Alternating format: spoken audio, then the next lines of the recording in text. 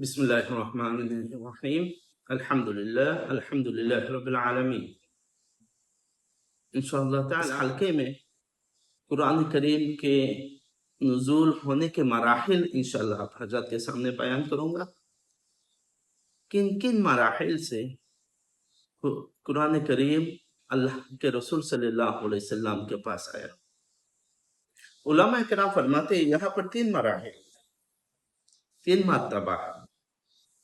سب سے پہلا یہ ہے قرآن، اللہ رب العزت نے سب سے پہلے قرآن کو جمع کیا لوح محفوظ میں، جیسا کہ ارشاد ربانی اللہ رب العزت ارشاد فرماتے ہیں بل ہوا قرآن مجید فی لوح محفوظ، وہ قرآن مجید ہے جو لوح محفوظ میں ہے، یعنی لوح محفوظ میں جمع کیا ہوا۔ پھر دوسرے مرحلہ لوح محفوظ سے بیت العزہ، پہلے آسمان میں ہے بیت العزہ، تو بیت العزہ لوح محفوظ سے دفعتاً واحدہ، یعنی پورے قرآن ایک ہی مرتبہ نازل ہوا ہے۔ جیسے اس کے طرف اللہ رب العزت ارشاد فرماتے ہیں اِنَّا أَنزَلْنَاهُ فِي لَيْلَةِ الْقَدْرِ، لیلۃ القدر قدر کے رات کو اللہ رب العزت نے پورے قرآن لوح محفوظ سے بیت العزہ میں پہلے آسمان میں نازل کیا، اتارا۔ اب پہلے آسمان سے اللہ رب العزت نے جو قرآن نبی کریم صلی اللہ علیہ وسلم 23 سال لگ گئے، پورے کے پورے 23 سال، 23 ایئرس۔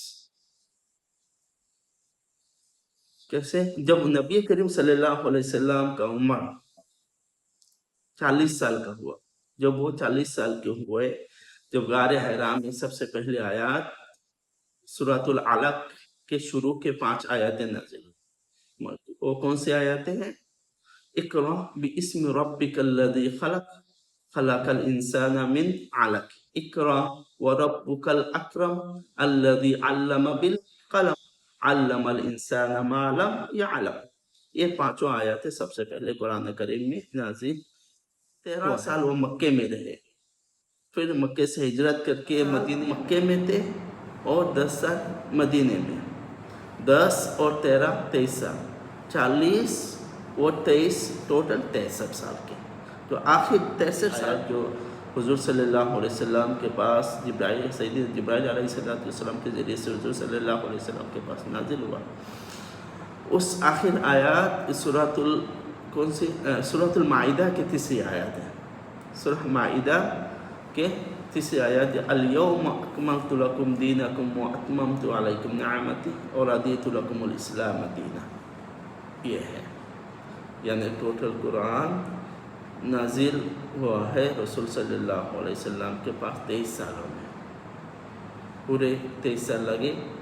40 سال سے جب ان کی عمر نبی کے صلی اللہ علیہ وسلم کی عمر 40 سال ہوئی، 40 سال کی عمر میں پہلی آیات، اور جب 63 سال کے ہو گئے تو 63 سال میں آخری آیات، اور 63 سال کی آخری آیات کے چند دن کے بعد وہ دنیا چھوڑ کے ان کے رب کے طرف منتقل ہو گئے۔ اب یہاں پر انشاءاللہ بات کریں گے جب وحی رسول صلی اللہ علیہ وسلم کے پاس وحی نازل ہوتی تھی، وحی کے نازل ہونے کے وقت وہ کس طرح محسوس کرتے تھے، وہ کن حالتوں میں وحی نازل ہوتی تھی، وہ حالات کیسے؟ انشاءاللہ ایک حدیث ہے سیدہ عائشہ رضی اللہ تعالیٰ عنہ سے، ایک مرتبہ حضور صلی اللہ علیہ وسلم سے پوچھا گیا یا رسول اللہ جب وحی نازل ہوتی ہے آپ پر تو آپ کیا فیل کرتے، کیا محسوس کرتے ہیں؟ تو یہاں پر حضور صلی اللہ علیہ وسلم نے فرمایا کہ یہاں پر 2 حالات ہیں وحی نازل ہونے کی۔ پہلے حالات فرماتے ہیں کیا؟ سلسلۃ الجرس۔ سلسلۃ الجرس کا مطلب یہ ہے جب حضور صلی اللہ علیہ وسلم سیدنا جبرائیل آتے ہیں وحی کے لے کر، تو ایک گھنٹی کی آواز کی طرح ایک حالات پیدا ہو جاتی ہے۔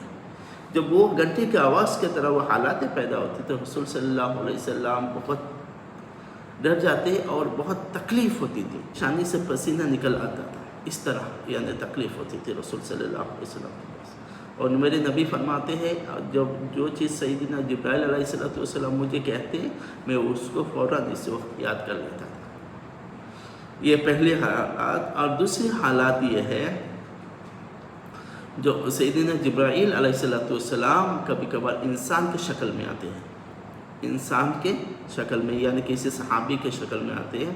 اور علماء کرام، اکثر علماء کرام مفسرین کرام فرماتے ہیں وہ دحیہ بن خلیفہ الکلبی رضی اللہ تعالیٰ عنہ، ایک صحابی ہے، بدر سے پہلے وہ اسلام رسول صلی اللہ علیہ وسلم کے ہاتھ میں اسلام قبول کیے. ان کے شکل میں سیدنا جبرائیل علیہ السلام حضور صلی اللہ علیہ وسلم کے پاس آتے تھے اور حضور صلی اللہ علیہ وسلم کو قرآن سناتے تھے. اور میرے نبی محمد صلی اللہ علیہ وسلم اس وقت جو سنتے تھے سیدنا جبرائیل علیہ السلام اسی وقت اس کو یاد کر لیتے تھے. یہ ہے قرآن کے سلسلے طور پر قرآن کے نازل ہونے کا پورا طریقہ آپ حضرات کے سامنے میں نے بیان کیا ہے.